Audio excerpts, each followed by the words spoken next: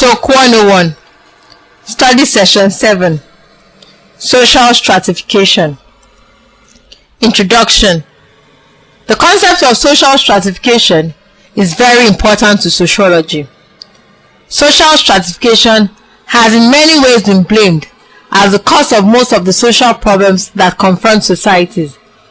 When one looks at events in our present world, one can observe that issues like homicide, infant mortality, teenage pregnancies, AIDS or HIV, and prison population all correlate with higher social inequality. This lecture examines the concept of social stratification in an attempt to provide further clarity on the manner of social inequality that exists in our society. Learning outcomes. When you have studied this study session, you should be able to define and use correctly all of the keywords printed in bold, and also identify the various types of social stratification and describe the difference between horizontal and vertical mobility. You should also be able to distinguish symbols of social stratification in the Nigerian society. And lastly, you should be able to describe how the layers of social stratification are in Nigeria. What is social stratification? Social stratification is a concept of class which generally involves the classification of persons into groups based on shared socioeconomic conditions. This depicts a relational set of inequalities with economic, social, political, and ideological dimensions. In contemporary social thinking, stratification is broadly organized into three main layers: upper class, middle class, and lower class. Each class may be further subdivided into smaller classes, based for instance on occupation. Unlike feudal societies, these categories are peculiar to state-based societies, which were composed of nobility to peasant relations. In traditional Nigerian societies, stratification was defined almost purely on the basis of kinship ties. According to Max Weber, social stratification in society is broadly based on material wealth, from which the social class emerges, and this is different from the status class, which is based on variables as honor, prestige, and religious affiliations. Talcott Parsons, on his part, argues that the forces of societal differentiation and the following pattern of institutionalized individualization will strongly diminish the role of class as a major stratification factor as we progress in society. Historically, it is still a debatable issue whether the earliest hunter-gatherer societies were indeed stratified societies, or if stratification in society started when agriculture emerged, which brought about broad acts of exchange between groups.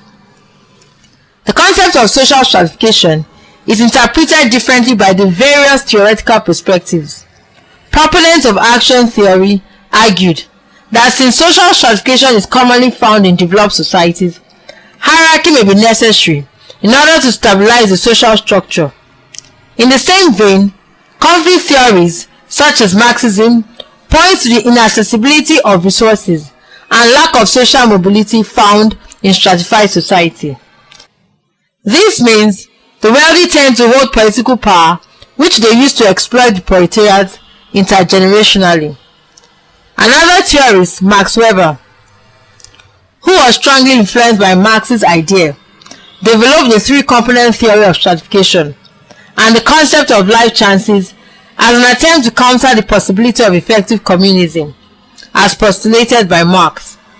Weber argued that it will require an even greater level of detrimental social control and bureaucratization for communism to bring equality in society than capitalism.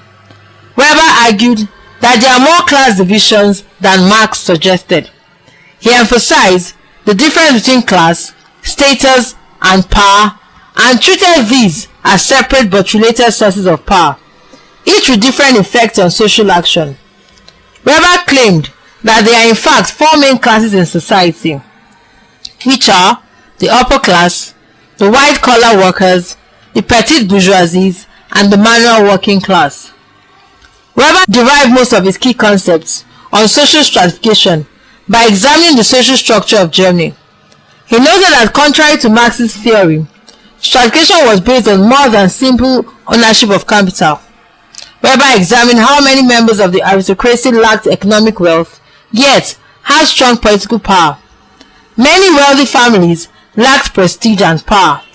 For example, because they were Jewish, Weber introduced three independent factors that form his theory of stratification hierarchy, such as class, status, and power. Class. This is a person's economic position in a society. Weber differed from Marx in that he did not see this as a supreme factor in stratification. Weber noted how managers of corporations or industries control firms they do not own. Marx would have placed such a person in the proletariat status. Status. This is a person's prestige, social honor, or popularity in society. Weber noted that political power was not rooted in solely capital value, but also in an individual status. Poets or saints, for example, can possess immense influence on society with often little economic worth. Power. This is a person's ability to have his or her way despite the resistance of others. For example, a police officer, as a law enforcement agent, may hold little property or status, but he or she holds immense power to cause an arrest.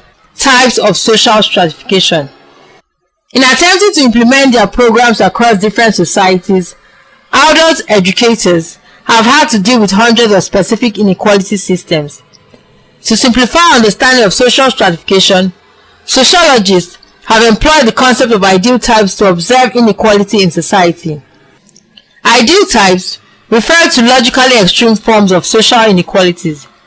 There are two ideal type formulations of stratification systems. They are open class society and closed case structure. The open class system. This type of stratification system allows for the possibility of individual social mobility movement from one level or rank to a different level or rank within the social hierarchy. In this case, from a lower level to a higher one. The closed case system. Under this system, social positions in societies are assigned to individuals on the basis of ascriptions, that is, based on personal characteristics like sex, age, which one had no control over. Case structures usually capture individuals and force them in a particular social space. In short, one's life is spent within the physical and social confines of a particular inherited position, which is most often carried as a burden or privilege throughout life and bequeathed to one's children. Social mobility. Social mobility refers to the movement of individuals and groups through the social space within stratification systems. There is horizontal mobility. This is the movement of people within a given level of the hierarchy. There is also vertical mobility, which is the movement of people from one level of the social hierarchy to a different level. Such movements may either be upward or downward. Social stratification in Nigeria. The Nigerian society can broadly be divided into two tiers. The upper tier is made up of wealthy politicians, businessmen, and educated elites, while the lower tier consists of very poor Nigerians. The upper tier makes up only a tiny portion of the Nigerian population. Many Nigerians today are in the lower tier, and they suffer under great poverty. The lower tier tends to have little chance of breaking from the vicious cycle of poverty. Factors like poor education, ill health, corrupt politicians, and lack of even small amounts of money and wealth to start a business work to keep people in the lower tier position perpetually. Among some Nigerian ethnic groups, there is also a form of a closed case system that creates certain members of society as commoners.